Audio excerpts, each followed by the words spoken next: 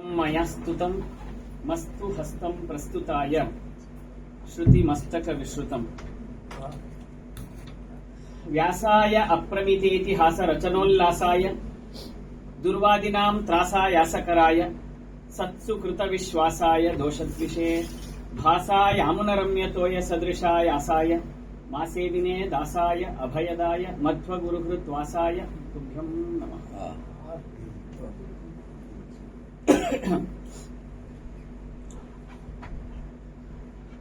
तत्र भवन्तो महान्तः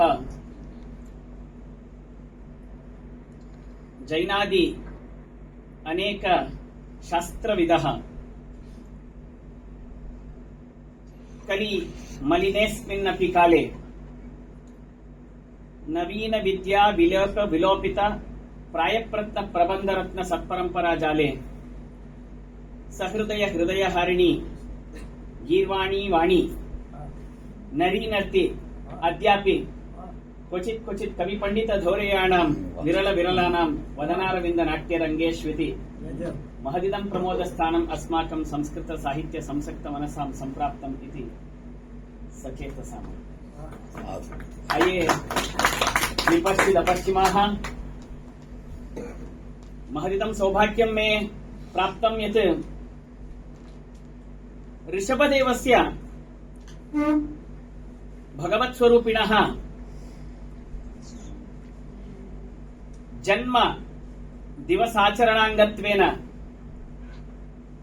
वयं सर्वे अत्र मिलिताः।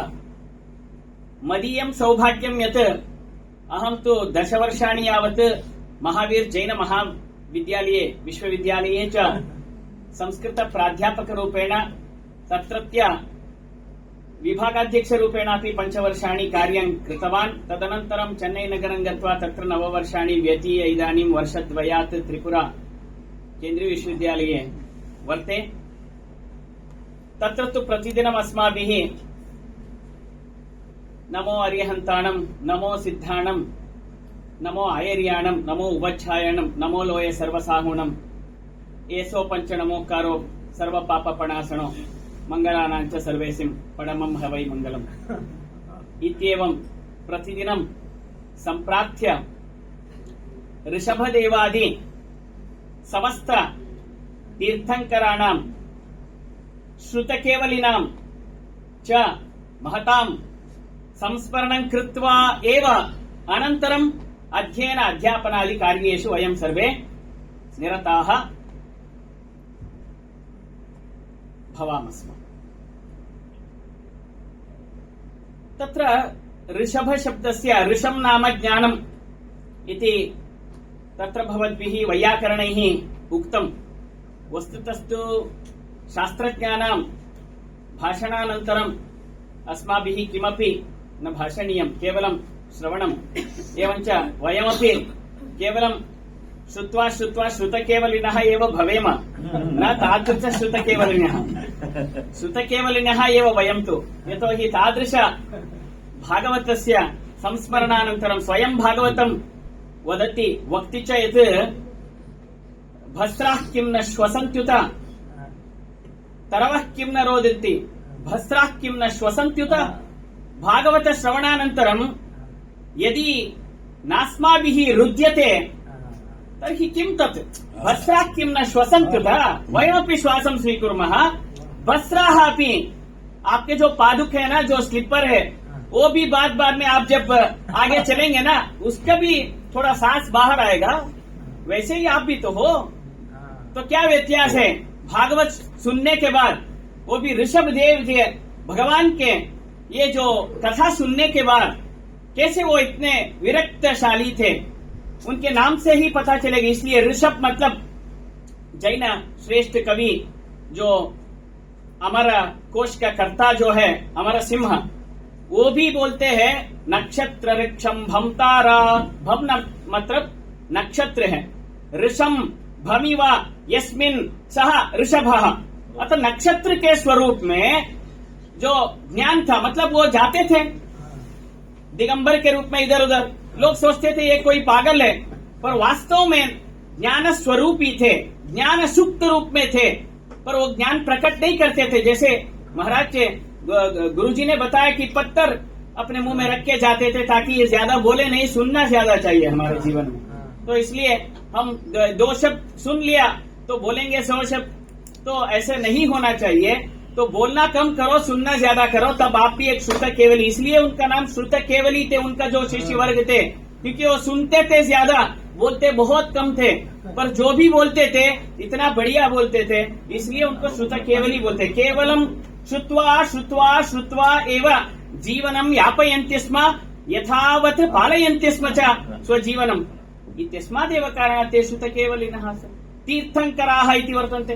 तीर्थंकर नाम किम्? तीर्थं नाम शास्त्रम्। तीर्थी कुर्वन्ति तीर्थानि इति भागवते एव वर्तन्ते। सन्तः एव नूनमेव तत्र तीर्थी कुर्वन्ति, तीर्थं कुर्वन्ति सर्वम् अपि प्रदेशं क्षेत्रम्। तस्मादेव ते तीर्थंकराः तीर्थं तीर्थी कुर्वन्ति इत्यस्मादेव कारणात् तीर्थक्षेत्रं न एतेषां गमनात् तत् तीर्थक्षेत्रं भवति। तीर्थक्षेत्रं प्रति वयं गच्छेम, तत्र प्रयागक्षेत्रादिकं प्रति, किन्तु एते जनाः यदा तीर्थंकराः गच्छन्ति स्म तत् क्षेत्रं तीर्थं भवति स्म इत्यस्मादेव कारणात् तीर्थी कुर्वन्ति एते इत्यस्मात् कारणात् तीर्थंकराः।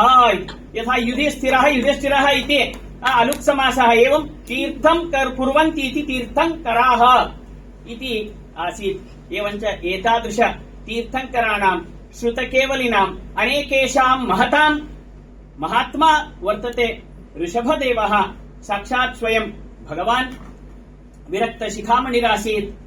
यद्यपि सः भगवान् षड्गुणैश्वर्य सम्पन्नः, भगवान् नाम किम्? भगवान् नाम षड्गुणैश्वर्यम्। यद्यपि सः षड्गुणैश्वर्य सम्पन्नः तथापि श्रीहरिः विरक्तः इव।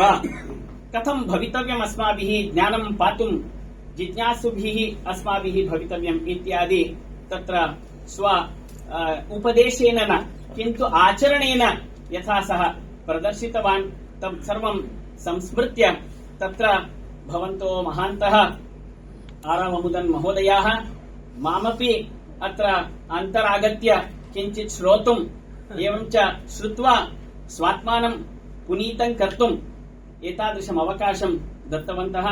एवमेव तत्र तीर्थंकराः जाताः।